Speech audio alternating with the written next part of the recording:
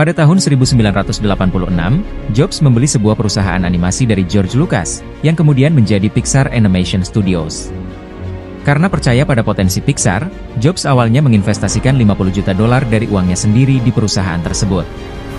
Studio tersebut kemudian memproduksi film-film yang sangat populer seperti Toy Story 1995, Finding Nemo 2003, The Incredibles 2004, Cars 2006, dan Up 2009. Pixar bergabung dengan Disney pada tahun 2006, yang menjadikan Jobs sebagai pemegang saham terbesar Disney. Hingga Juni 2022, film-film Pixar secara kolektif telah meraup $14,7 miliar di box office global. Pada tahun 1997, Jobs kembali ke jabatannya sebagai CEO Apple. Sama seperti Jobs yang mendorong keberhasilan Apple pada tahun 1970-an, ia juga dianggap berjasa menghidupkan kembali perusahaan tersebut pada tahun 1990-an. Dengan tim manajemen baru, opsi saham yang diubah, dan gaji tahunan yang ditetapkan sendiri sebesar $1 per tahun, Jobs mengembalikan Apple ke jalur yang benar. Produk-produk Jobs yang cerdik seperti iMac, kampanye merek yang efektif, dan desain yang bergaya kembali menarik perhatian konsumen. Pada tahun-tahun berikutnya, Apple memperkenalkan produk revolusioner seperti MacBook Air, iPod, dan iPhone, yang semuanya mendikte evolusi teknologi. Hampir segera setelah Apple merilis produk baru, para pesaing berebut untuk memproduksi teknologi yang sebanding. Untuk menandai perluasan penawaran produknya, perusahaan tersebut secara resmi berganti nama menjadi Apple Inc. Pada tahun 2007, laporan triwulan Apple membaik secara signifikan tahun itu. Saham bernilai $199,99 per lembar saham, angka yang memecahkan rekor pada saat itu. Dan perusahaan tersebut membanggakan laba yang sangat besar yaitu $1,58 miliar, surplus bank sebesar $18 miliar, dan tidak memiliki utang sama sekali. Pada tahun 2008, didorong oleh penjualan iTunes dan iPod, Apple menjadi pengecer musik terbesar kedua di Amerika setelah Walmart. Apple juga menduduki peringkat nomor 1 dalam daftar perusahaan paling dikagumi di Amerika versi Fortune, serta nomor 1 di antara perusahaan Fortune 500 untuk laba bagi pemegang saham. Apple telah merilis lusinan versi iPhone sejak debutnya tahun 2007. Pada bulan Februari 2023, sebuah ponsel generasi pertama yang belum dibungkus terjual dalam pelelangan dengan harga lebih dari $63.000. Menurut Forbes, kekayaan bersih Jobs mencapai puncaknya pada $8,3 miliar sesaat sebelum ia meninggal pada tahun 2011. Celebrity Net Worth memperkirakan kekayaannya mencapai $10,2 miliar.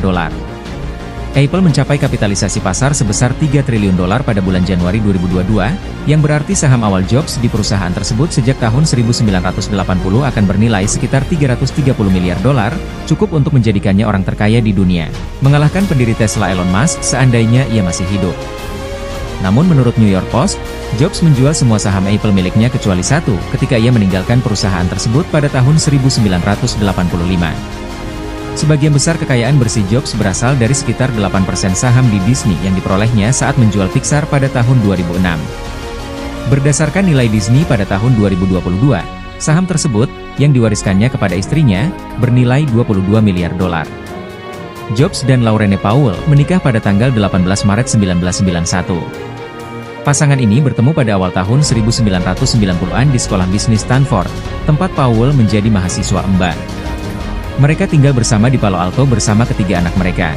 Reed, lahir 22 September 1991, Erin, lahir 19 Agustus 1995, dan Eve, lahir 9 Juli 1998. Jobs juga menjadi ayah seorang putri, Lisa Brennan Jobs, dengan pacarnya Cherisan Brennan pada 17 Mei 1978, ketika dia berusia 23 tahun. Dia menyangkal ayah dari putrinya dalam dokumen pengadilan, dengan mengklaim bahwa dia mandul. Dalam memoarnya Small F.R.Y., Lisa menulis tes DNA mengungkapkan bahwa dia dan Jobs cocok pada tahun 1980, dan dia diharuskan untuk mulai melakukan pembayaran ayah kepada ibunya yang sedang berjuang secara finansial. Jobs tidak memulai hubungan dengan putrinya sampai dia berusia 7 tahun. Ketika dia remaja, Lisa datang untuk tinggal bersama ayahnya. Pada tahun 2011, Jobs berkata, "Saya telah melakukan banyak hal yang tidak saya banggakan, seperti menghamili pacar saya ketika saya berusia 23 tahun dan cara saya menanganinya." Pada tahun 2003, Jobs menemukan bahwa ia menderita tumor neuroendokrin, suatu bentuk kanker pankreas yang langka namun dapat dioperasi. Alih-alih langsung memilih operasi, Jobs memilih untuk mengubah pola makan pesco-vegetariannya sambil mempertimbangkan pilihan pengobatan timur. Selama 9 bulan, Jobs menunda operasi, membuat dewan direksi Apple gelisah. Para eksekutif khawatir pemegang saham akan menarik saham mereka jika tersiar kabar bahwa CEO tersebut sakit. Namun pada akhirnya, kerahasiaan Jobs lebih diutamakan daripada pengungkapan kepada pemegang saham. Pada tahun 2004, Jobs berhasil menjalani operasi pengangkatan tumor pankreas. Sesuai dengan kebiasaannya, Jobs tidak banyak mengungkapkan tentang kesehatannya pada tahun-tahun berikutnya. Awal tahun 2009, beredar laporan tentang penurunan berat badan Jobs, beberapa memperkirakan masalah kesehatannya kambuh, termasuk transplantasi hati. Jobs menanggapi kekhawatiran ini dengan menyatakan bahwa ia mengalami ketidakseimbangan hormon. Beberapa hari kemudian, ia mengambil cuti selama 6 bulan. Dalam pesan email kepada para karyawannya, Jobs mengatakan bahwa masalah kesehatan yang dialaminya lebih kompleks daripada yang dipikirkannya, lalu menunjuk Tim Cook, yang saat itu menjabat sebagai kepala operasi Apple, sebagai orang yang bertanggung jawab atas operasi Apple sehari-hari. Setelah hampir setahun tidak muncul di depan publik, Jobs menyampaikan pidato utama di acara Apple yang hanya mengundang undangan pada tanggal 9 September 2009.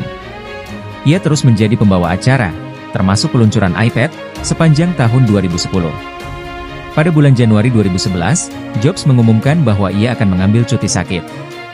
Pada bulan Agustus, ia mengundurkan diri sebagai CEO Apple dan menyerahkan tampuk pimpinan kepada Cook. Jobs meninggal dunia pada usia 56 tahun di rumahnya di Palo Alto, California, pada tanggal 5 Oktober 2011. Penyebab resmi kematiannya tercatat sebagai serangan pernapasan yang terkait dengan perjuangannya selama bertahun-tahun melawan kanker pankreas. The New York Times melaporkan bahwa pada minggu-minggu terakhirnya, Jobs menjadi sangat lemah sehingga ia kesulitan menaiki tangga di rumahnya. Namun, ia masih dapat mengucapkan selamat tinggal kepada beberapa kolega lamanya, termasuk CEO Disney Bob Iger, berbicara dengan penulis biografinya, dan memberikan saran kepada para eksekutif Apple tentang peluncuran iPhone 4S. Dalam sebuah pidato penghormatan untuk Jobs, saudarinya Mona Simpson menulis bahwa sebelum meninggal, Jobs menatap lama ke arah saudarinya, Patty, lalu istri dan anak-anaknya, lalu melewati mereka, dan mengucapkan kata-kata terakhirnya, "Oh wow. Oh wow. Oh wow." Sebelum meninggal, Jobs memberikan izin kepada penulis dan jurnalis Walter Isaacson untuk menulis biografi resminya. Jobs diwawancarai lebih dari 40 kali oleh Isaacson, yang juga berbicara dengan lebih dari 100 anggota keluarga, teman, dan kolega Jobs. Awalnya dijadwalkan untuk rilis pada bulan November 2011, Steve Jobs hadir di pasaran pada tanggal 24 Oktober, hanya 19 hari setelah Jobs meninggal. Kehidupan Jobs telah menjadi subjek dari 2 film besar. Yang pertama, dirilis pada tahun 2013, diberi judul Jobs dan dibintangi oleh Ashton Kutcher sebagai Jobs dan Josh Gad sebagai salah satu pendiri Apple Steve Wozniak. Wozniak mengatakan kepada The Verge pada tahun 2013 bahwa ia didekati untuk mengerjakan film tersebut tetapi tidak dapat melakukannya karena, saya membaca naskahnya sejauh yang saya bisa terima dan merasa itu jelek. Meskipun ia memuji pemilihan pemain, ia mengatakan kepada Gizmodo bahwa ia merasa kepribadiannya dan Jobs digambarkan secara tidak akurat. Sebaliknya, Wozniak bekerja sama dengan Sony Pictures pada film kedua, Steve Jobs, yang diadaptasi dari biografi Isaacson dan dirilis pada tahun 2015. Film ini dibintangi oleh Michael Fassbender sebagai Jobs dan Seth Rogen sebagai Wozniak. Fassbender dinominasikan untuk Academy Award untuk aktor terbaik, dan lawan mainnya Kate Winslet dinominasikan untuk aktris pendukung terbaik untuk perannya sebagai eksekutif pemasaran Apple dan Next Joanna Hoffman. Pada tahun 2015, pembuat film Alex Gibney meneliti kehidupan dan warisan Jobs dalam film dokumenter Steve Jobs, The Man in the Machine.